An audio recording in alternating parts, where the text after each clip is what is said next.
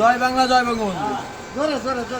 জয় বাংলা জয় বঙ্গবন্ধু।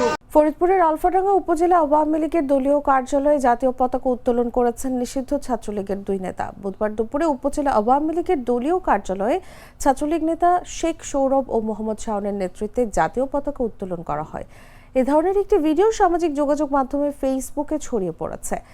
ভিডিওতে দেখা যায় উপজেলা আওয়ামী লীগের দলীয় কার্যালয়ের সামনে উপজেলা ছাত্রলীগের নিষিদ্ধ ঘোষিত দুই নেতা জাতীয় পতাকা উত্তোলন করেন। এ সময় কার্যালয়ের সামনে দাঁড়িয়ে জয় বাংলা জয় বঙ্গবন্ধু সহ বিভিন্ন স্লোগান দিতে থাকেন।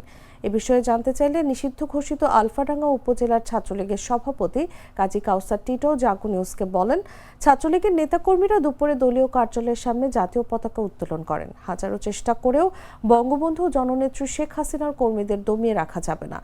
এ বিষয়ে আলফাডাঙ্গা থানার ভারপ্রাপ্ত কর্মকর্তা আবুল হাসনাত খান জাগো নিউজকে বলেন, বিষয়টি আমার জানা নেই, এ ব্যাপারে কেউ কোনো অভিযোগও করেননি, আর ফেসবুকের ভিডিও দেখার সময় আমাদের নেই।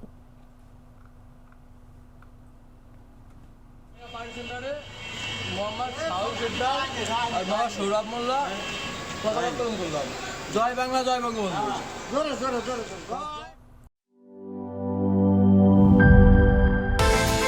বিকাশ পেমেন্টে 10,000 টাকার বেশি অফার। শপিং চলছে তো